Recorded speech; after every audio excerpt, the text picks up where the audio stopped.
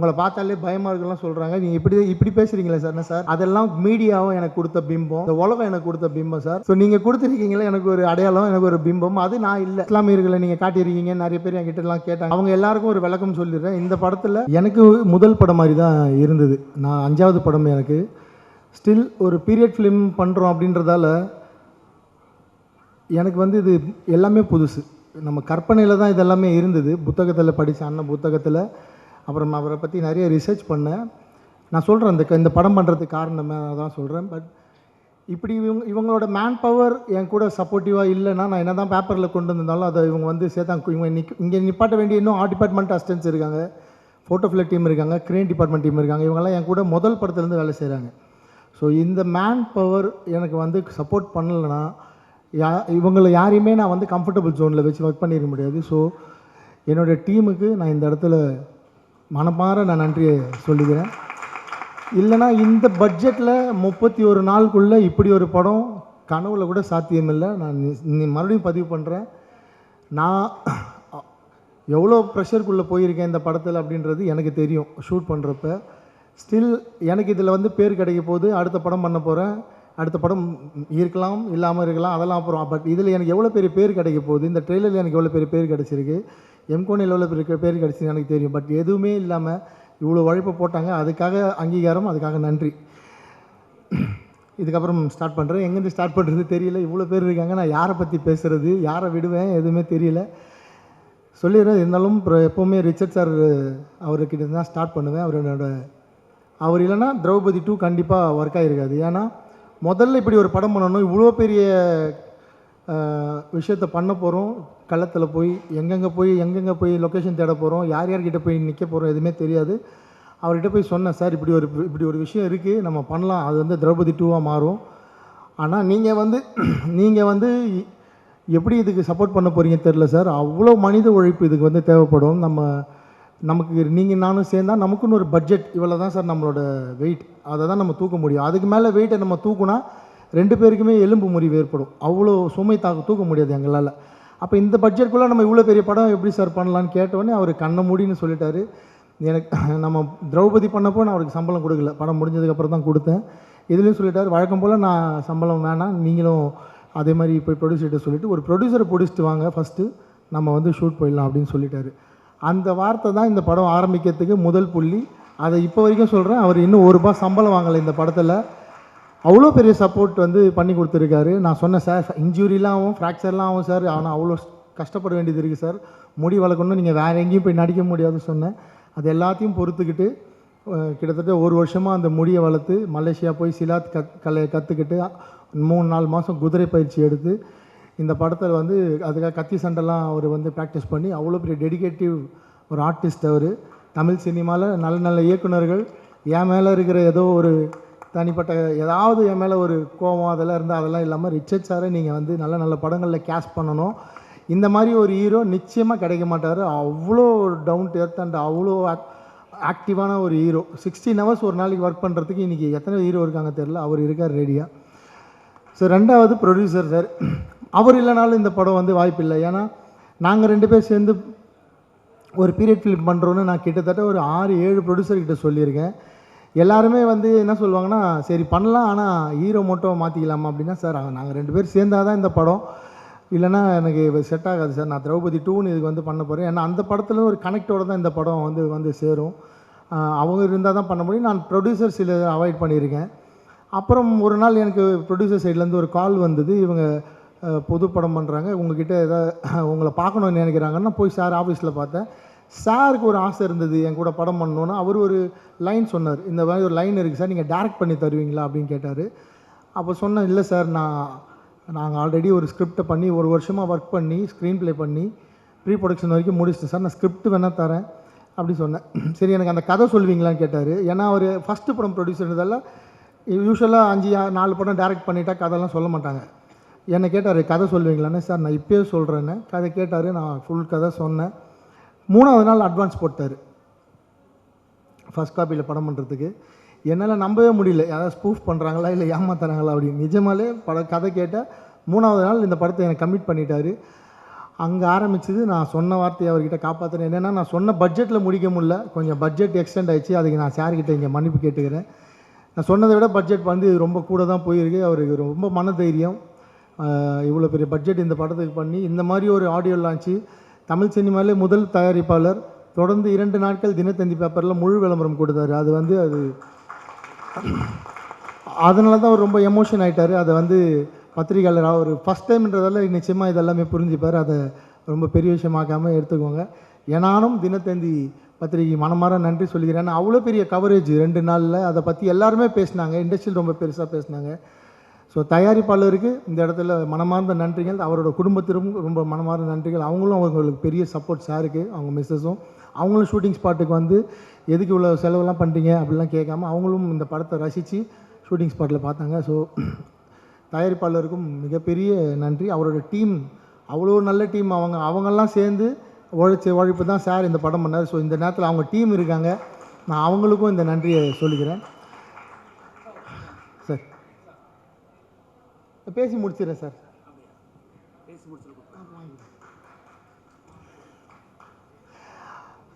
அடுத்து இதுக்கப்புறம் என் கூட ஒர்க் பண்ணுற டீம் எப்போவுமே ஒர்க் பண்ணுற டீம் தான். புதுசாக யாரும் இல்லை, அதே டீம் தான் இருக்காங்க. அண்டு ஹீரோ அப்படி தான் இருக்கார், ப்ரொடியூசரும் கிடச்சிட்டாரு.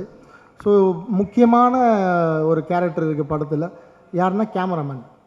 என்னென்னா, நான் ரொம்ப ராவாக ரொம்ப டார்க்காக படம் எடுக்கிற டைரக்டர். ஸோ எனக்கு இந்த படம் வந்து அப்படி ப்ரெசென்ட் பண்ண விருப்பம் இல்லை. ஏன்னா யூஸ்வலாக பீரியட் ஃபிலிம்னால் அப்படி தான் இருக்கும். பட் நான் கொஞ்சம் இந்த படத்தை வந்து கலர்ஃபுல்லாக பண்ணணும் அப்படின்னு ஆசைப்பட்டேன். ஹர்காரான்னு ஒரு படம் நான் பார்த்தேன். அதில் அந்த பீரியட் ஃபிலிம் வந்து ரொம்ப பட்ஜெட்டில் அவ்வளோ குவாலிட்டியாக பண்ணியிருந்தார். ஸோ அவர் யூஎஸில் இருந்தார். அப்போ சார், நான் நாராயணன் சார் இருக்கார், அவர்கிட்ட தான் ஒரு நம்பரை தேடி கண்டுபிடிச்சி சொல்லி வாங்கி ஃபோனில் தான் பேசினேன். நான் நேர்லேயே பார்க்காம கமிட் பண்ணேன் கேமராமேனை. இதுதான் ஃபோன்லேயே பேசி அவர் கேரக்டர் எனக்கு புரிச்சு நேர்லேயே பார்க்கல.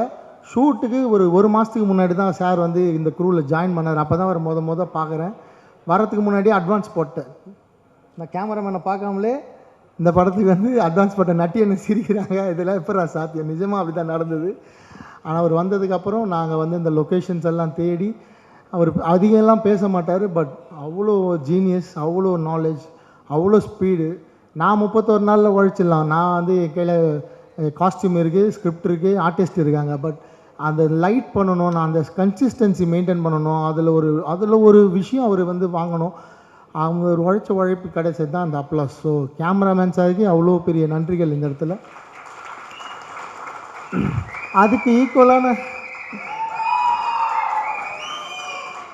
அவரெல்லாம் அதெல்லாமே அவங்க ஃப்ரெண்ட்ஸ்.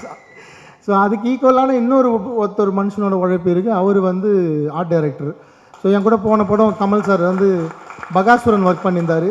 ஸோ பகாசுரனில் நாங்கள் எங்களுக்குள்ளே ஏற்பட்ட நல்ல நட்பு. இந்த படத்தில் வந்து அவர் ரொம்ப ஈஸியாக மெனக்கெடாமல் ஒர்க் பண்ணிவிட்டு ட்ரெய்லர் பார்த்துட்டு நான் தான் இந்த படத்துக்கு ஆர்ட் டைரக்டரான்னு ஃபோன் பண்ணி கேட்டார். ஏன்னா நாங்கள் விஎஃப்எக்ஸ் வந்து இந்த படத்தில் வந்து அவ்வளோ சேர்த்துருக்கோம். உங்களுக்கு ட்ரெய்லரில் சில ஷாட்ஸ்லாம் விஎஃப்எக்ஸ் கொஞ்சம் சுமாராக இருக்குது அப்படின்னு சொன்னீங்க. அந்த ஒரு ஷாட் தான் உங்களுக்கு தெரிஞ்சு. அது இல்லாமல் நிறைய விஎஃப்எக்ஸ் பண்ணியிருக்காங்க லைட்ஸ் ஆன் மீடியா. ரொம்ப ரொம்ப சந்தோஷம் அந்த கம்பெனிக்கு. வெங்கி சார் ஒர்க் பண்ணியிருக்காரு, அண்டு சுந்தர் சார் இருக்கார். அவங்களோட ஒர்க். அதனால தான் ஆர்ட் டைரக்டர் வந்து அப்படி ஒரு விஷயம் கேட்டார், இது நம்ம தான் ஒர்க் பண்ணோமான்னு. அவங்களும் ஒரு நாள் ஷூட்டிங் ஸ்பாட்டில் இருந்து ரொம்ப பிளான்டாக டெக்னிக்கலாக பண்ண ஒரு படம் இன் கன்ஸ்டெயின்ட் பட்ஜெட். அதுதான் ரொம்ப முக்கியம். இது நான் திரௌபதி எப்படி வந்து க்ரௌட் ஃபண்டிங்கில் 45-50 லட்சத்துக்குள்ளே ஒரு படத்தை பண்ணி அவங்க கலெக்ஷனை காட்டணும்னு, அது மாதிரி இந்த திரௌபதி 2 ஒரு நாங்கள் பிளான் பண்ண ஒரு பட்ஜெட், ஒரு பிளான் பண்ண டேஸ்க்குள்ளே ஒரு பீரியட் ஃபிலிம் பண்ண முடியும்னு நாங்கள் பண்ணிடுவோம். நிச்சயமாக இந்த படம் ஜெயிச்சிட்டா இது வந்து ஒரு பெரிய பெஞ்ச் மார்க்காக மாறும். பல பேருக்கு ஒரு உந்துதலாக மாறும். இப்படி ஒரு படங்கள் இந்த மாதிரி பிளான் பண்ணி எடுக்கலான்னு. நான் அந்த ஹார்ட் டிஸ்க் வச்சுருக்கேன். 31 டேஸில் எடுத்த ஹார்ட் டிஸ்க் நான் வந்து டெலீட் பண்ண மாட்டேன், வச்சுருக்கேன். பிற்காலத்தில் யார் வந்து எப்படி பண்ணிங்க கேட்டாலும் நான் நிச்சயமாக அவங்களுக்கு வந்து அதை போட்டு காட்டுறேன், எப்படி ஷூட் பண்ணோம், எப்படி பிளான் பண்ணணும்னு. நான் இப்போ ஒவ்வொருத்தரை பற்றி பேசிட்டு இருந்தால் அது ரொம்ப லென்த்தாக போயிட்டு இருக்கும். ஸோ கடகடன்னு போயிடுறேன். அடுத்து ஹீரோயின். ஒரு 25 ஹீரோயின் சும்மா தேடி பார்த்துட்டு நான் நினைக்கிற மாதிரி ஒரு முகம் வேணும். திரௌபதி 1 அப்படி இருந்தாங்க அந்த ஹீரோயின். அவங்க வந்து அந்த கதாபாத்திரத்துக்கு அவ்வளோ ஃபிட்டாக இருந்தாங்க. ஸோ திரௌபதி 2க்கும் வந்து நிச்சயமாக அதை எதிர்பார்ப்பாங்க. நான் இவங்களை வந்து மொதல் என்னை பார்க்க வரப்போ ஜீன்ஸ் பேண்ட் டிஷர்ட்டில் தான் வந்தாங்க. அப்படி தானே மேடம் வந்தீங்க? இல்லை ஜீன்ஸ் பேண்ட் டிஷர்ட்டில் தான் வந்தாங்க மொதல் என்னை பார்க்குறப்ப. எனக்கு நான் பார்த்தது அந்த முகம், அந்த கண். நான் திரௌபதியாக ஒரு அரசியாக ஒரு கதாபாத்திரம் எழுதுனதை நான் வந்து அவங்க முகத்தில் பார்த்தேன், அந்த சிரிப்பில் பார்த்தேன். அப்போவே சொல்லிட்டேன், நீங்கள் கன்ஃபார்மாக பண்ணுவீங்க, பட் இதில் இவ்வளோ பெரிய வரலாறு இருக்குது.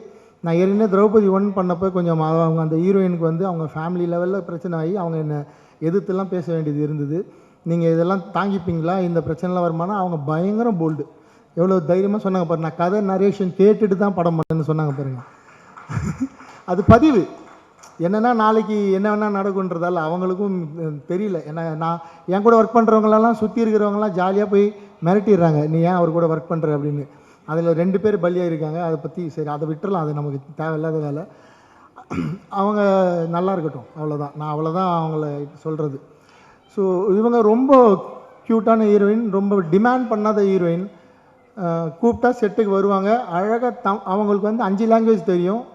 கேரளாவில் பிறந்த பெங்களூரில் வளர்ந்த ஒரு பெண். அவங்க அவ்வளோ அழகாக தமிழ் பேசுவாங்க, கொஞ்சம் தமிழ் பேசுவாங்க. 5 லாங்குவேஜ் தெரியும். ஸோ இது பண்டைய தமிழ். இந்த தமிழ் அவங்க அழகாக மனப்பாடம் பண்ணி ஷூட்டிங் ஸ்பாட்டில் பேசினாங்க. நான் படம்லாம் ரிலீஸ் ஆனதுக்கப்புறம் அவங்க பேசின ஒரிஜினல் டைலாக் வந்து நான் பிடிஎஸ்ஸாக ரிலீஸ் பண்ணுறாரு. அவ்வளோ ரசிப்பீங்க அவங்க வந்து எப்படி ஷூட்டிங் ஸ்பாட்டில் பேசி நடித்தாங்கன்னு. ரொம்ப நல்லா வருவாங்க அந்த ஹீரோயின். பர்ஃபார்மன்ஸ் ஓரியன்ட் ஹீரோயின்ஸ் கிடைக்கிறது கஷ்டம். வேறு மாதிரி எப்படி வேணால் நடித்து பேர் வாங்கிடலாம், ஆனால் பர்ஃபார்ம் பண்ணி பேர் வாங்குறது கஷ்டம். ஸோ ரக்ஷனா இந்துச்சூடன் அந்த வரிசையில் நிச்சயமாக ஒரு முக்கிய இடம் பிடிப்பாங்க. உங்களுக்கு ஒரு வரலாறு இருக்குது தமிழ் சினிமாவில். அண்டு பரணி அண்ணன் கடகடன்னு போயிடுறேன் ஃபாஸ்ட்டாக. பரணி அண்ணன் ஃபஸ்ட்டு படத்துலேயே ஒர்க் பண்ண வேண்டியது ஏதோ ஒரு காரணம், பட்ஜெட்டு அது இதுன்னு வந்து மிஸ் ஆகிடுச்சு. அங்கேருந்தே அவர் கூட 2வது படம் 3வது படம் பண்ணாச்சு. கடைசியில் 5வது படம் நான் முதல்ல ஒரு வில்லனாக நடிகன்னு சொன்னேன். அவருக்கு ஒரு ஆசையை காட்டினேன். அதுக்கப்புறம் அவருக்கு அந்த லுக் டெஸ்ட் பார்த்தேன், எனக்கு திருப்தியாக இல்லை. அண்ணா இன்னொரு ரோல் இருக்குது, அது பண்ணுங்கண்ணா. அவர் கொஞ்சம் பயந்தார். நான் என் நம்பி பண்ணுங்கண்ணா, நிச்சயமாக இது வந்து நல்ல பேர் கொடுக்குன்னு. அவர் அவ்வளோ சூப்பராக பண்ணியிருக்காரு. அவர் சொல்ல போகிற டைலாக் தான் இந்த படத்தோட ஒரு ஜஸ்டிஃபிகேஷனு. அவர் எடுத்திருக்க ஒரு ரோல், அவர் ஒரு விஷயம் சொல்லுவார் படத்தில், அதுதான் இந்த படத்தில் வந்து நாங்கள் அந்த படத்தோட சொல்ல வந்த முக்கியமான விஷயம் அதுதான். ஸோ அவர் ரோல் வந்து ரொம்ப பெருசாக பேசப்படும். And Chirag Jani sir and then Dinesh Lamba sir, அவங்க 2 பேரும் இங்கிலீஷில் பேசினா தான் அவங்களுக்கு புரியும், இங்கிலீஷ் வருது, ஆனால் பழகிட்டேன் அவங்க கூட பேரை சொன்னாலே. ஸோ அவங்க 2 பேரும் ஃப்ரம் மும்பை. அவங்க 2 பேருமே இந்த படத்துக்கு அது தேவைப்பட்டது. ஏன் இங்கே நடிகர்களே இல்லையான்ற கேள்வி வரலாம். பட் எந்த முகம் அவர் துக்ளக்கை கேரி பண்ணுற மாதிரியான ஒரு முகம், ஒரு பாவனை இருந்தது சிராக் ஜானிக்கிட்ட. அவ்வளோ ஈஸியாக கேரி பண்ணியிருக்காரு. அந்த அவர் பேசுகிறப்ப ஷூட்டிங் ஸ்பாட்டில் எங்களுக்கே வந்து இந்த துக்ளக்கை பார்க்குற மாதிரி இருக்கும், அந்த பயம் வரும். And Dinesh Lamba sir very sweet man. அவர் ஒரு ப்ளே பண்ணியிருக்காரு படத்தில், அப்படி ரசிப்பீங்க அதை. அவ்வளோ பாடி லாங்குவேஜ் ஒன்று கொடுத்துருக்கிறாரு, அப்படி இருக்கும் அந்த பாடி லாங்குவேஜ். அப்புறம் இன்னொரு ஹீரோயின் மாதிரி இன்னும் 2 அழகு தேவதைகள் இருக்காங்க படத்தில். Devayani Sharma madam and Divi madam 2 பேருமே. திவி மேடம் வந்து ரிச்சர்ட் சார் கூட ஒரு படத்தில் அவங்க ஹீரோயினாக பண்ணிகிட்டு இருக்காங்க. நாங்கள் இப்படி ஒரு படம் பண்ணுறோன்னு தெரிஞ்சது உடனே, நான் ஹீரோயினாக பண்ணாலும் பரவாயில்ல சார், எனக்கு வந்து ஒரு பீரியட் ஃபிலிமில் இப்படி ஒரு காஸ்டியூமில் நான் வரணும், சரி என்னை எப்படியாவது உள்ளே கொண்டு வாங்க அப்படின்னு சொல்லி சண்டை போட்டு உள்ளே வந்துட்டாங்க. நான் சொன்னேன், நீங்கள் ஹீரோயினாக ஒர்க் பண்ணுறீங்க மேடம், வேண்டாம் இந்த ரோல் அப்படின்னு சொன்னேன். பட் வந்தாங்க. பட் அவங்களுக்காக நான் அந்த ரோல் இப்போ எக்ஸ்டெண்ட் பண்ணிக்கிட்டேன், பெருசாக்கிட்டேன். ஐ டெவலப்ட் யுவர் கேரக்டர். ஸோ அவங்க பேசுகிற வசனங்களும் அவங்க படத்தில் ஒரு முக்கியமான இடத்துல ஒரு திருப்பத்தை ஏற்படுத்துவாங்க. அதுவுமே அவங்க அவ்வளோ அழகாக, அவங்களுக்கு தமிழ் தெரியாது, தெலுங்கு தான் அவங்க, ஆனால் தமிழை புரிஞ்சிக்கிட்டு தமிழில் தான் அந்த சீன் நடித்தாங்க. அவ்வளோ கஷ்டப்பட்டு அதுக்கு தான் அவங்க வந்து தேங்க்ஸ் சொன்னாங்க என்னோடய கோ டைரக்டருக்கு. அண்ட் தேவயானி சர்மா மேடம், அவங்களும் மகாராஷ்டிரா மும்பை. அவங்க வந்து துக்ளக்கோட ஒய்ஃப் பண்ணுறாங்க அவங்க அந்த கேரக்டரு. இப்போ அவங்களுக்கு அந்த லுக்கு வேணும். நான் அந்த மாதிரி ஒரு ராணி, ஒரு ஒரு துருக்கியிலேருந்து வந்த ஒரு பெண் அப்படின்னு காட்டணுன்னா அந்த லுக்கு வேணும். அந்த லுக்கு வந்து நம்ம எங்கெங்கேயோ தேடி பார்த்தா தமிழ்நாட்டில் யாராவது இருக்காங்களான்னு கிடைக்கவே இல்லை. அவங்க வந்து நான் இன்ஸ்டாகிராமில் தான் பார்த்து அப்புறம் அவங்கள காண்டாக்ட் பண்ணி லுக் டெஸ்ட் பண்ணேன். அவ்வளோ பியூட்டிஃபுல்லாக இருந்தாங்க. இன்றைக்கி தமிழ் சினிமாவில் ஒரு எம்டியான இடம் இருக்குது. இந்த மாதிரியான ஒரு அழகிய உடல்வாகு கொண்ட ஒரு ஹீரோயின் ஒரு கேரக்டர் ரோல் பண்ணுறதுக்கு நிச்சயமாக Devayani Sharma fill that space. அவங்கள நிறைய டேரக்டர்ஸ் யூஸ் பண்ணிக்கோங்க. Very comfortable, very quality artist, ரொம்ப குவாலிட்டியாக ஒர்க் பண்ணக்கூடிய வெரி கம்ஃபர்டபுளான artist. And Natty sir finally நான் பகாசுரன் பண்ணுறப்ப நட்டி சார் கிட்ட சொல்லிட்டேன், நட்டி சார் நம்ம வந்து அடுத்த படம் வந்து ஒரு ஒர்க் பண்ண போகிறோம், என்ன பண்ண போகிறேன்னு தெரியல. அடுத்த படம் நான் ஏதோ 3 ஸ்கிரிப்ட் எழுதியிருக்கேன் சார், நீங்கள் எப்படியாவது அதுக்குள்ளே வந்து பண்ணிவிடுங்க. நான் நட்டி சாருக்கு ஒரு சின்ன மிஸ்டேக் பண்ணேன் பகாசுரனில். நான் அப்போயே சொன்னேன் அதை, சார் மன்னிச்சிருங்க. நான் அதனால் அப்போயே சொன்னேன், சார் நான் வந்து கண்டிப்பாக அடுத்த படம் வந்து நான் அதை காம்பன்சேட் பண்ணிக்கிறேன் சார் அப்படின்னு. அவர் எனக்கு அண்ணன் மாதிரி கூட பிறந்தவர் மாதிரி.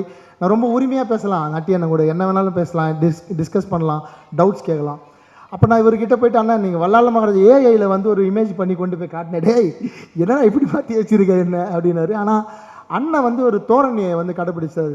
சிவாஜி சார் எப்படி ஒரு கம்பீரமாக இருப்பார், அந்த ட்ரெஸ் போட்டால் அந்த டைலாக் டெலிவரி சொல்கிறப்ப அந்த மாதிரி ஒரு பாடி லாங்குவேஜை ஒரு தோரணையை வந்து எடுத்துக்கிட்டு அவர் டைலாக் டெலிவரி ஸ்பீடு, அவருக்கு பிடிச்ச ஒரு பெரிய ஆக்டர் இருக்கார் நம்ம தமிழ் சினிமாவில், super star.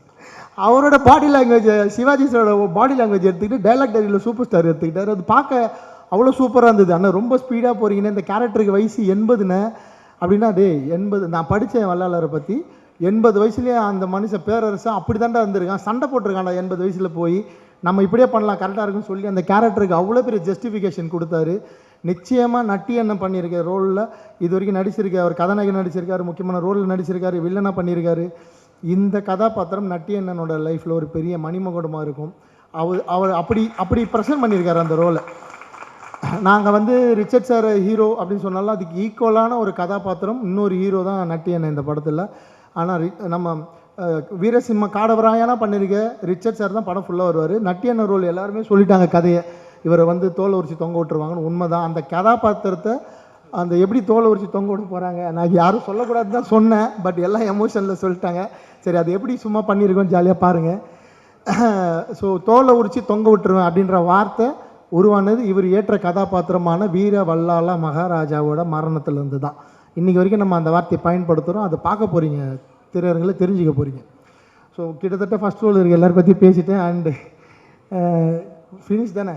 And Vela Ramamoorthy sir, Vela Ramamoorthy sir வந்து நான் நிஜமாலே நடிகராக பார்க்கல, இவர் பெரிய எழுத்தாளர். நான் அவர்கிட்ட கேட்டிருக்கேன், சார் தென் மாவட்டத்தை பற்றி ஒரு கதை கொடுங்க, நீங்கள் குற்ற பரம்பரைக்கு நிறைய நான் பண்ணுறேன் நீ பண்ணுறேன்னு சொன்னாங்க. எனக்கு அது வேணாம், ஆனால் ஒரு உண்மை சம்பவம் தென் மாவட்டத்தில் நடந்ததை தயவு செஞ்சு எழுதி கொடுங்க அப்படின்னு.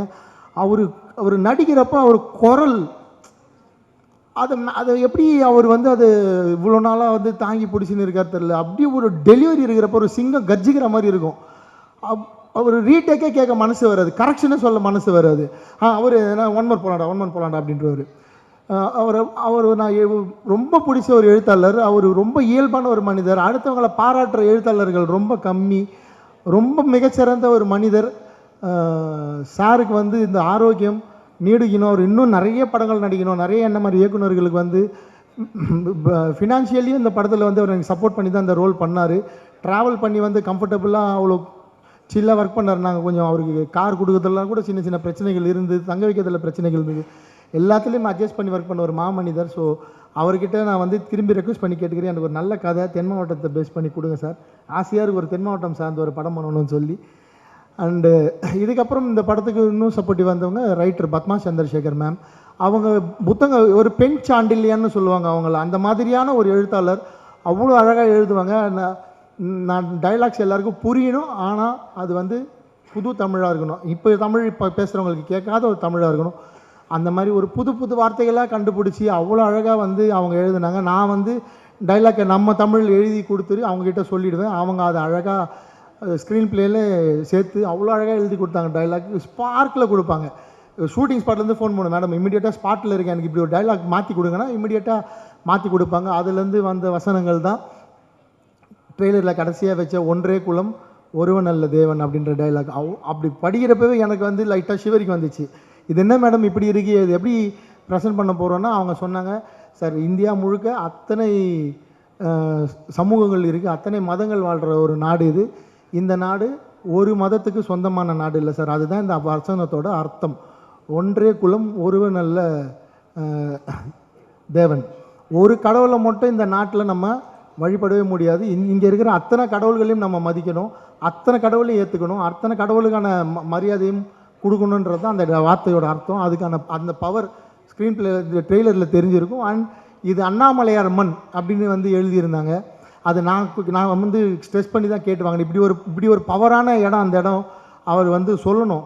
ஏன்னா நீங்கள் ஈஸியாக வந்து எங்களை வந்து அடிமைப்படுத்திட முடியாது, நாங்கள் வந்து அடிமைப்பட மாட்டோன்றதை ஒரே வார்த்தையில் கன்வே பண்ணோம் மேடம் அப்படி தான் சொன்னேன். ஈஸியாக கொடுத்துட்டாங்க. நான் சொன்னேன் ஏற்கனவே போன படத்தில் மண்ணுன்னு சொல்லி தான் இன்றைக்கி வரைக்கும் அனுபவிச்சுன்னு இருக்கேன். ஒரு வார்த்தை வச்சு மண்ணும் பொண்ணும் அப்படின்னு சொல்லி இதுவும் அப்படி வருமானு கேட்டால், பட் ட்ரெய்லரில் இது வரைக்கும் யாருமே அந்த டைலாகை வந்து தப்பாக பேசலை. அதை பற்றி எனக்கு நெகட்டிவ் ஷேடு இது வரைக்கும் வரல, எதிர்ப்பு குரலே இல்லை. அந்த டைலாக்கு எல்லாரும் ஏற்றுக்கிட்டாங்கன்னு நினைக்கிறேன். அதுக்கு எல்லாருக்கும் நன்றி, ரொம்ப சந்தோஷம். அவங்க நிச்சயமாக தமிழ் சினிமாவில் ஒரு ரவுண்டு வருவாங்க. அருமையான கதைகள் பல வச்சுருக்காங்க. கதை இல்லாத நல்ல இயக்குனர்கள், நிச்சயமாக அவங்கள அப்ரோச் பண்ணுங்கள். சூப்பர் சூப்பர் புக்ஸ்லாம் எழுதியிருக்காங்க. அவங்கள பற்றி தேடி பார்த்துக்கோங்க. அண்ட் என் கூட ஒர்க் பண்ண அத்தனை ஆர்டிஸ்ட்டு சார், அருணோயன், என்னோடய டான்ஸ் மாஸ்டர் ஜெயந்திமாலா மேம், எல்லோரும் கீழே உட்காந்துருக்க ஆர்டிஸ்ட்டு அண்ட் அத்தனை பேர் ஜூனியர் ஆர்டிஸ்ட்டு. நான் யாரை விட்டேன் தெரியல, முருகன் சார், அவர் நீங்கள் ஏறி வந்தப்போ பார்த்தீங்க எவ்வளோ கஷ்டப்பட்டு. அவர் என்னோட மேனேஜர். நான் அவ்வளோ கஷ்டப்பட்டிருக்கேன், அவரை திட்டியிருக்கேன். ஏன்னா 31 நாள் ஒரு படம் பண்ணால் மேனேஜர் சப்போர்ட் பண்ணால் தான் பண்ண முடியும்.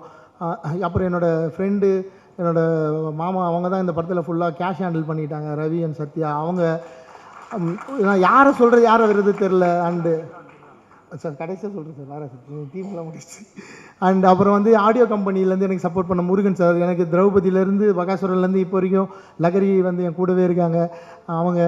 அப்புறம் நாராயணன் சார், அவர் ஃப்ரம் த பிகினிங்லேருந்து கூட வந்து இந்த இவ்வளோ பண்ணால் தான் பிஸ்னஸ் வரும் அப்படின்னு சொல்லி கொடுக்குறதாகட்டும். அப்புறம் என் வீட்டில் அவங்க ஷூட்டிங் ஸ்பாட்லேயே என் கூட வந்துடுவாங்க. என் பொண்ணு அவள் தான் எனக்கு பெரிய எனர்ஜிட். அன்றைக்கி என் ஒய்ஃபும் என் பொண்ணும் கூடவே இருப்பாங்க ஷூட்டிங் ஸ்பாட்டில். எந்த டேரக்டர் அப்படி வச்சுப்பாங்களா தெரில, என் கூடவே இருப்பாங்க அவங்க ஷூட்டிங் ஸ்பாட் ஃபுல்லாகவே.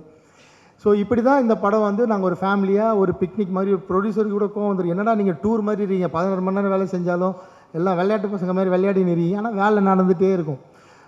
அப்புறம் இந்த நேரத்தில் வந்து மும்பையில் எங்களுக்காக அவ்வளோ உதவி பண்ண அங்கே இருக்கிற சட்டமன்ற உறுப்பினர் அண்ணன் கேப்டன் தமிழ்ச்செல்வன் அண்ணன் அவர்களுக்கும், அவருடைய சகோதரர் இங்கே வந்த அண்ணன் மோகன் அவர்களுக்கும், கராத்த முருகன் அவர்களுக்கும் நன்றி. அவங்க வந்து எங்களுக்கு அவ்வளோ சப்போர்ட் பண்ணாங்க அங்கே. அப்புறம் அங்கே இருந்து ஒர்க் பண்ண லைட்மேன் அவ்வளோ ஸ்பீடாக, அவ்வளோ எனர்ஜியாக, நான் எல்லாருமே அந்த இடத்துல தான் நின்று வேலை செய்யணும். ஸோ மும்பையிலேருந்து எங்கள் கூட ஒர்க் பண்ண அத்தனை டெக்னீஷியனுக்கும் நான் இந்த நேரத்தில் என்னோடய நன்றியை சொல்லிக்கிறேன். ஸோ இதோட நன்றி முடிஞ்சிருது. நான் எல்லாருக்கும் நன்றி சொல்லிட்டு நினைக்கிறேன். அந்த எங்களுக்காக காம்பேரிங் பண்ண மேடம்க்கும் இந்த டைமில் நன்றி. ஸோ இப்போ கண்டென்ட்குள்ளே வந்துடுறேன் சார். இந்த கண்டென்ட் முடிச்சிடுறேன் சார், இன்னும் மெயின் கண்டென்ட் போகிறோம் சார். இப்போ தான் நான் 5 நிமிஷம் தான் முடிச்சிடுறேன். எல்லோரும் வீட்டுக்கு போனோம் சொல்லிடுறேன். எதுக்காக இந்த படம் அப்படின்னு நான் வந்து பண்ணணும், நான் வேறு கதை தான் பண்ணலான்னு வச்சுருந்தேன். ஒரு சிமெண்ட் ஃபேக்ட்ரியால் ஒரு ஊர் எப்படி பாதிக்கப்படுது அப்படின்றது அரியலூர் மாவட்டத்தை பற்றி படம் எடுக்கணும் தான் நாங்கள் வந்து ஸ்கிரிப்ட் பண்ணோம். அது வந்து பண்ணணும்னு முடிவு பண்ணியிருக்கப்போ எனக்கு வந்து காசி போகிறதுக்கான ஒரு வாய்ப்பு கிடச்சிது. காசி விஸ்வநாதர் கோயில் வாரணாசி போனேன். வாரணாசி போய் நான் அதான் ஃபஸ்ட் டைம் போகிறேன். எனக்கு அதுக்கு முன்னாடி அதை பற்றி தெரியாது. காசி தமிழ் சங்கம் மூலயமா நான் கெஸ்ட்டாக அங்கே போகிறேன். போய் எனக்கு வந்து நான் வந்து பெரிய சிவபக்தன், என்னை பார்க்குறவங்களுக்கு தெரியும். சாமி கும்பிட போயிட்டு சாமியெல்லாம் கும்பிட்டு கோவிலை சுற்றி வரப்போ கோயிலில் ஒரு நந்தி இருக்குது. அந்த நந்தி வந்து நந்தி மட்டும்தான் இருக்குது. நந்தியை ஃபேஸ் பண்ணுற இடம் கேட் போட்டு மூடி இருக்குது.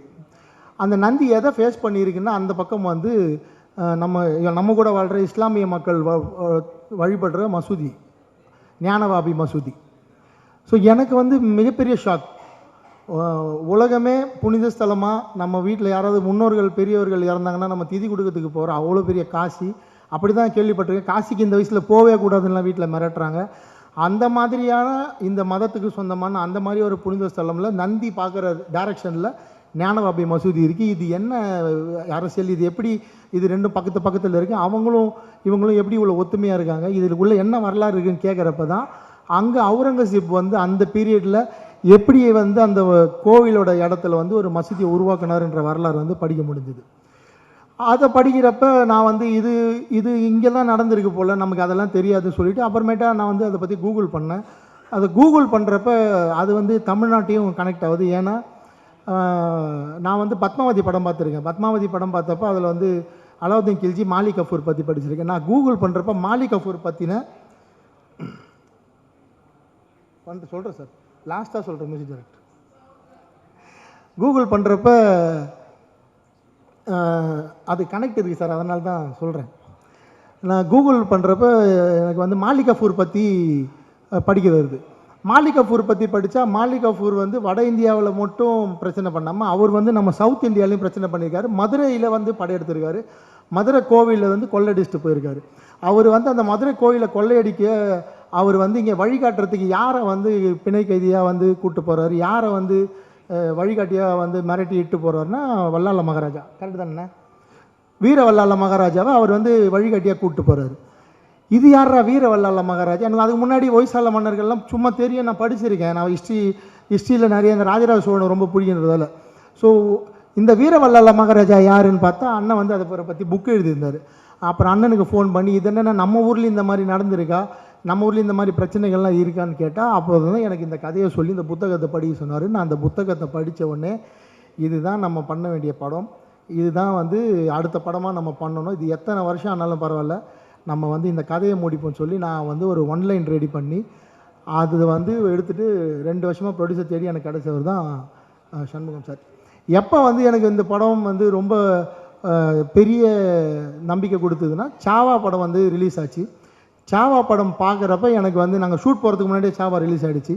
சாவா படம் விஷுவல்ஸ் எல்லாம் பார்த்தோன்னே எனக்கு வந்து ஒரு மிகப்பெரிய நம்பிக்கை வந்துருச்சு. இந்த படம் வந்து நிச்சயமாக தமிழ்நாட்டில் பெரிய அரசியலை பேசாது, எதிர்ப்பு அரசியல் வராது. ஏன்னா சாவா படத்துக்கு மியூசிக் டைரக்டர் யாருன்னு உங்கள் எல்லாருக்கும் தெரியும். ஸோ அப்படி ஒரு வரலாறை சொல்கிறப்ப அவங்க ரஹ்மான் சாரே அதில் ஒர்க் பண்ணுறாங்கன்றப்ப நம்ம தைரியமாக இந்த படம் பண்ணலாம். அந்த தைரியத்தோடு தான் நான் போய் ஜிப்ரான் சாரை போயிட்டு இந்த கதை சொன்னேன். ஸோ ஜிப்ரான் சார்கிட்ட நான் போய் இந்த கதை சொல்லி முடிக்கிறப்ப, ஏன்னா உங்களுக்கு அவர் ஜிப்ரான் சாரை பற்றி தெரிஞ்சிருக்கும். ஸோ நான் போய் ஜிப்ரான் சார்கிட்ட பிஜிஎம்காக தான் நான் வந்து ஜிப்ரான் சார்கிட்ட போகிறேன் இந்த கதைக்கு. அவர்கிட்ட நான் கதை சொல்லி முடித்த உடனே அவர் வந்து என்னை நீ இப்போ சொன்னால் அதே மாதிரி தான் பார்க்குறாரு. நீங்கள் இப்படி தான் சார் இருப்பீங்களா, நான் வந்து உங்களை வேறு மாதிரி கற்பனை பண்ணி வச்சுருந்தேன், பயங்கரமாக உங்களை பார்த்தாலே பயமாக இருக்குலாம் சொல்கிறாங்க, நீங்கள் இப்படி பேசுகிறீங்களே சார். என்ன சார், அதெல்லாம் மீடியாவும் எனக்கு கொடுத்த பிம்பம், இந்த உலகம் எனக்கு கொடுத்த பிம்பம் சார். நான் ராயபுரத்தில் வாழ்கிற ஒரு சாதாரண சாமானியன் சார். நான் இவ்வளோதான், மோகன் தான். நான் சினிமாவுக்கு வந்து நான் மோகன்ஜி. அது எனக்கு கொடுத்துருக்கிறது கம்ப்ளீட்டாக வேறு சார். ஏன்னா என் நண்பர்கள் நான் வாழ்கிற பகுதியில் வந்து என்னை பற்றி சுற்றி கேட்டிங்கன்னா நீங்கள் வேறு அந்த ஆள் இவர் இல்லைங்கன்னு சொல்லுவாங்க. ஸோ நீங்கள் கொடுத்துருக்கீங்களே எனக்கு ஒரு அடையாளம், எனக்கு ஒரு பிம்பம், அது நான் இல்லை. ஸோ நான் வந்து எனக்கு மக்களுக்கு தெரியாத ஒரு விஷயம், அது உண்மையான விஷயம், அது ஆத்தென்டிகேட்டட் இருக்குது, அதில் வரலாறு இருக்குது, அதில் என்கிட்ட ப்ரூஃப் இருக்குன்னா நான் தைரியமாக படம் பண்ண இறங்குவேன். அதில் சாவான்னு ஒரு படம் வந்திருக்கு, அதுக்கு ரஹ்மான் சார் மியூசிக் பண்ணுறப்ப நம்ம ஜிப்ரான் சாரை போய் அப்ரோச் பண்ணேன். ஜிப்ரான் சார் கதை சொல்லி இதையும் சொன்னோன்னே ஜிப்ரான் சார் ஓகே சொல்லிட்டார். ஜிப்ரான் சார் ஓகே சொன்னதுக்கு அப்புறம் தான் இந்த படம் வந்து அடுத்த லெவலுக்கு போகுது. ஏன்னா ஒரு நல்ல டெக்னீஷியன்ஸ் எல்லாம் சேர்றப்ப என் கேமராமேன் பேச மாட்டார், என் ஆர்ட் டைரக்டர் பேச மாட்டார், என் எடிட்டர் பேச மாட்டார். இப்போ இப்படி டெக்னீஷியன்ஸ் எல்லாம் கூட வச்சுட்டு இவங்க பவர்ஃபுல்லாக இன்னொருத்தர் பேசவே மாட்டார், அவர் ஜிப்ரான் சார். இவங்க யாருமே பேசவே மாட்டாங்க, ஆனால் அவங்க ஒர்க்கெல்லாம் நான் பயங்கரமாக பேசும். எம்கோனே பாட்டு வந்து சார் 2 டியூன் அனுப்புனார். நான் இந்த டியூனை கன்ஃபார்ம் பண்ணிட்டேன். நான் தான் வந்து சிங்கர் சூஸ் பண்ணேன், நான் தான் லிரிக் ரைட்டரையும் சூஸ் பண்ணேன். எனக்கு அவ்வளோ ஃப்ரீடம் கொடுத்தாரு. அது ஏதோ தெரியாதனமாக ஒரு தப்பு பண்ணிவிட்டேன், அதை இப்போ சரியும் பண்ணி பத்மலதா மேடம் பாட வச்சிட்டேன். இப்போ பத்மலதா மேடம் வாய்ஸில் தான் இந்த படம் வந்து தியேட்டரில் சாங் வந்து வரப்போகுது. அவங்க தான் இப்போ உங்கள் முன்னாடி அறிமுகம் பண்ணி வச்சேன். நன்றி மேடம், பத்மலதா மேடம், ரொம்ப நன்றி. எங்களுக்கு ஒரு இக்கட்டான சூழலில் நீங்கள் இந்த பாட்டு பாடி கொடுத்ததுக்கு ரொம்ப ரொம்ப நன்றி. அண்ட் ஜிப்ரான் சார் வந்து சார் நான் வந்து கொஞ்சம் எனக்கு மாஸ் ஆடியன்ஸ் சார், கொஞ்சம் மாஸாக மியூசிக் பண்ணி கொடுங்க சார். இல்லை சார், இது கொஞ்சம் நான் வந்து இன்டர்நேஷ்னல் லெவலில் போகிறேன் சார், கொஞ்சம் எனக்கு ஃப்ரீடம் கொடுங்கன்னு சொன்னார். சார் ஃபுல் ஃப்ரீடம் எடுத்துக்கோங்க சார், எனக்கு கொஞ்சம் மாஸ் மட்டும் அங்கங்கே சேர்த்து கொடுங்க சார்னா. ஸோ ஒரு 50% மாஸ் எலிமெண்ட்ஸும் 50% கிளாஸ் எலிமெண்ட்ஸும் கலந்து இந்த படத்துக்கு ஒரு ரீ ரெக்கார்டிங் கொடுத்துருக்காரு. நிச்சயமாக பாருங்கள், பல இடங்களில் ரசிப்பீங்க, பல இடங்களில் இது ரொம்ப எமோஷ்னலான படம், ரொம்ப உணர்வு ரீதியான படம், அவ்வளோ அழகாக ஒர்க் பண்ணி கொடுத்துருக்காரு. ஜிப்ரான் சார் ரொம்ப நன்றி. நீங்கள் உள்ளே வந்ததுக்கப்புறம் தான் அந்த ப்ராஜெக்ட் ப்ரொடியூசர் எங்களை நம்பி பெரிய ஃபண்டோட இன்னும் கொஞ்சம் உள்ளே வந்தார். ஸோ இந்த நேரத்தில் உங்களுக்கு ரொம்ப ஸ்பெஷல் தேங்க்ஸ் சொல்லிக்கிறேன். அதனால தான் உங்களை கடைசியாக பேசலாம் அப்படி சொல்லி. அவ்வளோதான். நான் மொத்தமாக ஜிப்ரான் சாரை 4 தடவை மீட் பண்ணியிருப்பேன், நாங்கள் ஒரு 40 தடவை ஃபோனில் பேசியிருப்போம், அவ்வளோதான். அதுக்கு மேலே ஜிப்ரான் சார் அடுத்த படம் பண்ணுறப்ப இப்போ எப்படி மோகன்ஜி கூட ஒர்க் பண்ணீங்கன்னு கேட்காதீங்க தயவு செஞ்சு. ஸோ நான் கண்டென்ட்குள்ளே வந்துடுறேன் மறுபடியும். ஸோ இதுதான் நான் படம் பண்ண காரணம். நான் அந்த காசிக்கு போனேன், அந்த இடத்த பார்த்தேன், அப்புறம் தமிழ்நாட்டில் இப்படி ஒரு வரலாறு இருக்கா பார்த்தேன். ஸோ அப்போ தமிழ்நாட்டை வந்து மாபார்னு சொல்கிறாங்க. மாபாரை கைப்பற்றுவது தான் துக்ளக்கோட ஒரே லட்சியமாக இருந்தது. ஸோ அலாவுதீன் கில்ஜி பீரியடுக்கு அப்புறம் துக்ளக் தான் வந்து இந்தியா வாழ்கிறாரு. அந்த துக்ளக் வந்து தேவகிரி, ஹைதராபாத் வந்து தேவகிரியை தலைநகராக வச்சுட்டு கொஞ்ச நாள் ஆள்றாரு. துக்ளக் ரொம்ப வித்தியாசமான கேரக்டர், அவன் எடுக்கிற முடிவு நல்லதா கெட்டதான் அவனுக்கே தெரியாது. ஸோ அந்த மாதிரி ஒரு டிஃப்ரெண்ட்டான கேரக்டர். ஸோ அந்த மாதிரி ஒரு கேரக்டர் வில்லனாக கிடைக்கிறப்போ ஆட்டோமேட்டிக்காக அந்த ஹீரோ கேரக்டர் ரொம்ப ஸ்ட்ராங் ஆகிடுது. அண்ட் இந்த படம் வந்து வில்லனாக நாங்கள் வந்து இப்போ காட்டியிருக்கிறோம், இதில் வந்து இஸ்லாமியர்களை நீங்கள் காட்டியிருக்கீங்க, நிறைய பேர் என்கிட்டலாம் கேட்டாங்க. நான் அவங்க எல்லாருக்கும் ஒரு விளக்கம் சொல்லிடுறேன். இந்த படத்தில் நம்ம கூட இப்போ இணக்கமாக வாழ்கிற, நம்ம கூட இப்போது அண்ணன் தம்பியாக இருக்கிற இந்திய இஸ்லாமியர்களை எந்த வகையிலும் இந்த படம் வந்து துளி கூட வந்து காயப்படுத்தாது. அவங்களுக்கு இது வந்து ஒரு அவங்களோட ஆரிஜின் எது, அவங்களோட தொடக்கம் எதுன்னு வேணால் அவங்களுக்கு வந்து புரிய வைக்கும் இந்த படம். அதை தாண்டி இது கமர்ஷியல் தான். நான் ரெக்வஸ்ட் பண்ணி கேட்டுக்கிறது, படம் பார்க்குற பார்வையாளர்களை, இதுக்கப்புறம் படம் பார்க்க போகிற நிறைய பொலிட்டிஷியன்ஸ்லாம் படம் பார்க்க போகிறாங்க, நிறைய இதை பற்றி டிபேட்ஸ் வரப்போகுது. நான் வந்து மீடியா கிட்ட மக்கள்கிட்ட படம் பார்க்க போகிற எல்லார்கிட்டையும் கேட்டுக்கிற ஒரே விஷயம், நீங்கள் எப்படி வீரபாண்டிய கட்டபொம்மன், அப்புறம் சிறைச்சாலை, அப்புறம் மதராசப்பட்டினம் இந்த மாதிரி படங்கள்லாம் பிரிட்டிஷை காட்டுறப்ப அவங்கள பிரிட்டிஷாக மட்டும் பார்த்தீங்களோ, அவங்கள வந்து எந்த மதத்தை அடையாளத்துலையும் பார்க்காம பிரிட்டிஷாக மட்டும் பார்த்தீங்களோ, அதே மாதிரி இந்த படத்தை துருக்கியிலேருந்து நம்ம நாட்டை கைப்பிடிக்க வந்து அந்நியர்களாக மட்டும்தான் நீங்கள் பார்க்கணும். அப்படி நினச்சி தான் நான் இந்த ஸ்கிரிப்ட் எழுதியிருக்கேன். அப்படி இந்த தைரியத்தில் தான் நான் இந்த படம் பண்ணியிருக்கேன். நீங்கள் அவங்களுக்கு ஒரு மத அடையாளத்தோடு பார்த்தீங்கன்னா ஏன்னா அவங்க வாழ்க்கை நான் தப்பாக காட்ட முடியாது, அவங்களும் அப்படி தான் வாழ்ந்தாங்க. அவங்களுக்கும் நம்ம கூட வாழ்கிற நம்ம கூட இருக்கிற இங்கே இருக்க இந்திய இஸ்லாமியர்களும் தமிழ்நாட்டில் இருக்க இஸ்லாமியர்களுக்கும் நிறைய வித்தியாசம் இருக்குது. அதை இந்த படத்தில் சொல்லியிருக்கோம். அது வந்து யாரையும் எந்த வகையிலும் காயப்படுத்தாது. நான் இந்த நேரத்தில் உறுதி கொடுத்துறேன். இது முழுக்க முழுக்க இந்த நாட்டை படையெடுத்து அடிமைப்படுத்த வந்த துருக்கியிலேருந்து வந்தவர்களை பற்றிய கதை. அவங்க தான் இதில் வில்லனாக இருப்பாங்க. 3 வில்லன்கள் இதில். ஒன்று கணேஷ் கௌரங் பற்றி பேசல, சாரி சார், ஒழிஞ்சிட்டீங்க சார், தெரியல. ஸோ அவர் வந்து பல்பானாக நடிச்சிருக்காரு, பல்பான். அவர் தினேஷ் லம்பா சார் கியாசுதீன் தம்கானியா நடிச்சிருக்காரு. அண்டு சிராக் ஜானி சார் முகபித் பின் துக்லக்கா பண்ணியிருக்காரு. ஸோ 3 வில்லனுங்க. இவங்களுக்குள்ளே என்ன நடக்க போகுதுன்றது தான் படம். இவங்களை வந்து எப்படி வல்லாளர் ஃபேஸ் பண்ண போகிறாரு, வல்லாளருக்கு அப்புறம் வீரசிம்ம காடவராயன் அவங்களை எப்படி ஃபேஸ் பண்ண போகிறாரு, வீரசிம்ம காடவராயனுக்கு சம்பூரவர் எப்படி ஹெல்ப் பண்ண போகிறாரு, வீரசிம்ம காடவராயனோட அப்பா சரவணன் சுப்பையா சார் அவர் மல்லையனரை பண்ணியிருக்காரு.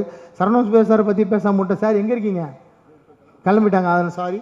சரவணன் சுப்பையா சார் இதில் ரிஜத் சாருக்கு அந்த கேரக்டருக்கு ஃபாதராக பண்ணியிருக்காங்க. ஸோ இவங்க எல்லாருக்கும் இந்த கேரக்டர்ஸ்குள்ளே என்ன நடக்குதுன்றது தான் இந்த படம். நாங்கள் வந்து இந்த படத்தை பொங்கல் வெளியீடுன்னு எங்களுக்கு வந்து அது எப்படி அமைஞ்சுது தெரியல. நாங்கள் ஆக்சுவலாக 23ஆம் தேதி ரிலீஸ் பண்ணுறதா இருந்தோம். அன்றைக்கி திடீர்னு தலைப்படம் வருதுன்னு சொன்னாங்க. சரி 30ஆம் தேதி போயிடலாம், கொஞ்சம் ஃப்ரீயாக இருக்கும், டிராஃபிக்லாம் வேணாம் சொல்லி 30ஆம் தேதிக்கு பிளான் பண்ணோம். ஏன்னா இந்த படம் 5 மொழியில் நாங்கள் வந்து தயார் பண்ணிட்டோம். தமிழ் இல்லாமல் தெலுங்கு, ஹிந்தி, கன்னடா, மலையாளம் 5 மொழிலையும் இந்த படம் ரெடி ஆகிடுச்சு. சென்சார் இன்றைக்கி தெலுங்கு முடிஞ்சிருச்சு. இன்னும் 3 லாங்குவேஜ் சென்சார் தான். ஸோ 30ஆம் தேதி தான் எங்கள் பிளான். இதை வந்து இந்தியா முழுக்க ஒரே டைமில் ரிலீஸ் பண்ணலாம், அந்த பிளானில் தான் இருந்தோம். திடீர்னு ஒரு வேக்கண்ட் ஏற்பட்டதால் டிஸ்ட்ரிபியூட்டர்ஸ்லாம் ஃபோன் பண்ணி இமீடியட்டாக ப்ரொடியூசர்கிட்ட பேசி, சார் நல்ல ஸ்பேஸ் இருக்குது, நீங்கள் சென்சார் சர்டிஃபிகேட் வாங்கிட்டீங்க, நாங்கள் வந்து போனோமா டிசம்பர்லேயே நாங்கள் சென்சார் படத்தை முடிச்சிட்டோம், சென்சார் சர்டிஃபிகேட் வாங்கிட்டீங்க, நீங்கள் வாங்க சார் படம் ரெடினா சொன்னோடனே டிஸ்ட்ரிபியூட்டர் ஒரு முடிவெடுத்து இந்த படம் பொங்கல் வெளியிடுன்னு சொன்னார். நான் கூட சொன்னேன், சார் இன்னும் கொஞ்சம் எங்களுக்கு டைம் கொடுங்க சார், கொஞ்சம் ஒர்க்கெல்லாம் இருக்குது, முடிச்சிக்கிறேன், இல்லை உங்கள் ஒர்க்கை ஸ்பீட் பண்ணுங்கன்னு சொல்லி நான் ஜிப்ரான் சாரை போட்டு 2 நாளாக தூங்க விடாமல் வேலை வாங்கி, கேமராமேன் 3 நாளாக வந்து டிஐ ஸ்டுடியோலேயே தூங்காமல் அங்கேயே தூங்கி எழுந்து, என் கூட ஒர்க் பண்ண தம்பி சுரேந்தர் அவங்க டிஐ டீமில் அவன் தூங்காமல் வேலை பார்த்து, என் சுமன் அசிஸ்டன்ட் டைரக்டர் அவன் என் ஆஃபீஸில் சிஸ்டம்லேயே இருந்து, என் டிசைனர் பிரவீன் அவன் பெங்களூரில் இருக்கான், அவன் 2 நாள் ஆஃபீஸில் லீவ் போட்டு, அவனுக்கு புதுசாக குழந்தை பிறந்திருக்கு இப்போ தான் ரீசெண்டாக, அவன் அந்த குழந்தை கூட டைம் பண்ண முடியாமல் என் கூட இவ்வளோ கஷ்டப்பட்டு இந்த படம் பொங்கல் ரிலீஸ்னு போட்டு கொண்டு வந்திருக்கோம். நல்லபடியாக பொங்கலுக்கு ரிலீஸ் ஆகும்னு நினைக்கிறேன். ஏன்னா இவ்வளோ அர்ஜென்ட்டாக வரப்போ பல நெருக்கடிகள் இருக்குது, நிறைய படங்கள் ஒன்று சேருது. கடவுள் எங்கள் கூட துணை இருப்பாருன்னு நினைக்கிறோம். நான் நிச்சயமாக இந்த ப்ரொடியூசரை காப்பாற்றியே ஆகணும். ஏன்னா நான் இது வரைக்கும் எடுத்த எந்த படமும் தயாரிப்பாளருக்கு நஷ்டம் கொடுக்கல. என் மேலே 1000 விமர்சனங்கள் வந்தாலும் நான் இடி தாங்கி மாதிரி அதை தாங்கிக்கிறேன். எந்த தயாரிப்பாளர், நானே தயாரிப்பாளர் இருந்தப்போ நான் நஷ்டப்பட்டதில்லை, வெளியே நம்பி படம் பட்டவங்க நஷ்டப்பட்டதில்லை. என்னால் சம்பாரிச்சவங்க தான் அதிகம் இந்த வயசில், நான் சம்பாதிக்கலனாலும் தயாரிப்பாளரை நான் எப்படியாவது ஜெயிக்க வைக்கணும். அதுக்கு நான் வந்து எந்த முடிவுனா தைரியமாக எடுத்து நான் இந்த படத்தை தேட்டரில் கொண்டு வந்து மக்கள்கிட்ட கொண்டு போய் சேர்ப்பேன். கடைசியாக நான் மக்கள்கிட்ட கேட்குற கேள்வி ஒன்று தான், மக்கள்கிட்ட கேட்டுக்கிற ரெக்வஸ்ட்டு தான், இவ்வளோ நாள் என்னை சப்போர்ட் பண்ணிங்க, இது என்னோட ஒரு 8 காய் பால் செல்லுது, சின்ன முயற்சி இல்லை, உங்களை நம்பி நீங்கள் இவ்வளோ நாள் கொடுத்த சப்போர்ட்டை நம்பி இவ்வளோ பெரிய முயற்சியில் நான் இறங்கியிருக்கேன். இவ்வளோ பெரிய டீமோட நான் பாம்பேலேருந்து கூப்பிட்டு வந்திருக்கேன் ஆர்டிஸ்ட்டை, பாம்பேயில் போய் 30 நாள் ஒர்க் பண்ணியிருக்கேன். இங்கேருந்து ஒரு 10 கண்டெய்னரு, இங்கேருந்து ஒரு 300 பேரை டிக்கெட் போட்டு கூப்பிட்டு போய் வேலை பார்த்துருக்கேன். இவ்வளோ உழைப்பை போட்டிருக்கோம் இந்த படத்துக்கு. இது வந்து நிறைய டைலாக் இருக்கிற படம், கதை சொல்ல போகிற படம். இந்த ஜானரே வந்து ஹிஸ்டாரிக்கல் ஆக்ஷன் ட்ராமா. ஸோ நிறைய டைலாக்ஸ் இருக்கும் படத்தில். அதனால் நீங்கள் படம் பார்க்குறப்ப நல்லா ஃப்ரீ ஃபோனெல்லாம் இல்லாமல் ஆஃப் பண்ணி வச்சுட்டு ஒரு டைலாக்கே உன்னிப்பாக கவனிங்க. இந்த படம் வந்து ராக்கெட் வேகத்தில் போகும், இந்த படம் தான் பெஸ்ட்டு படம் அப்படிலாம் நான் சொல்லலை. ஆனால் நிச்சயமாக இந்த படம் உங்களுக்கு நிச்சயமாக ஒரு புது விஷயத்த சொல்லும். இப்போது எப்படி வந்து நான் மராத்தி போனப்போ தான் தெரிஞ்சுக்கிட்டேன், அங்கே வந்து பெத்த தாயை பெத்த தந்தையை விட சத்ரபதி சிவாஜி, வீர சிவாஜி அவர்களை தான் அவங்க வந்து பெருசாக நினைக்கிறாங்க. சத்தியம் பண்ணால் கூட நாங்கள் வந்து மகாராஜா மேலே சத்தியம்னு சொல்கிறாங்க. நம்ம இங்கே ஏதாவது சத்தியம் பண்ணால் அம்மா மேலே சத்தியம் சொல்லுவோம்ல, மராத்தியில் வந்து மகாராஜா மேலே சத்தியம் சொல்கிறாங்க. அந்த மாதிரி ஒரு மகாராஜா அவர் வந்து அங்கே தர்மத்தை காப்பாற்றினது இன்றைக்கி வரைக்கும் அவங்க அவங்கள தாங்கி பிடிச்சிட்டு இருக்காங்க. இங்கே அவருக்கு 200 வருஷத்துக்கு முன்னாடி சவுத் இந்தியாவில் முதல் தர்மத்தைத்தாக தன்னோட உயிரை கொடுத்து தாங்கி பிடிச்ச ஒரு அரசர் தான் வீரவல்லால மகாராஜா. அவரை வெளி உலகத்துக்கு கொண்டு வர அவ்வளோ பெரிய பெருமை எனக்கு கிடச்சிருக்கு. அதனால் தயவு செஞ்சு நிதானமாக பொறுமையாக இந்த படத்தை போய் தேட்டரில் பாருங்கள். இது வந்து உங்களை ஏமாத்தாது. இது ஒரு புது உணர்வை கொடுக்கும், ஒரு புது வரலாறை கொடுக்கும். காணாம போய் தொலைஞ்சு போயிருக்க அத்தனை மன்னர்களை பற்றி இது வெளியே கொண்டு வரதுக்கான ஒரு வாய்ப்பு அமையும். நம்ம பூலித்தேவனை பற்றி பேசணும், நாச்சியார் வேல்மகை வேலுநாச்சியாரை பற்றி பேசணும், துலுக்கு நாச்சியார் பற்றி பேசணும், தீரன் சின்னமலையை பற்றி பேசணும், அழகுகோன் பற்றி பேசணும். இன்னும் அவ்வளோ வரலாறு இருக்குது. இது தமிழ்நாட்டில் வாழ்ந்த மன்னர்களோட வரலாறை வெளியே கொண்டு வரதுக்கான ஒரு தொடக்க புள்ளி அமையும்னு சொல்லி நிச்சயமாக உங்கள் எல்லாருக்கும் இந்த படம் திருப்திப்படுத்தும். திரௌபதி 2 வர 15 நாங்கள் ரிலீஸ் பண்ணுறோம். நிச்சயமாக உங்களை எல்லாரையும் சந்தோஷப்படுத்துன்னு சொல்லி வந்த பத்திரிகையாளர், வந்த மக்கள், என் கூட ஒர்க் பண்ண டெக்னீஷியன் யார் பேரையாக விட்டுருந்தா அவங்களுக்கும் சேர்த்து என்னுடைய நன்றியை தெரிவிச்சுக்கிறேன். Thank you so much and support பண்ணுங்கள். நன்றி.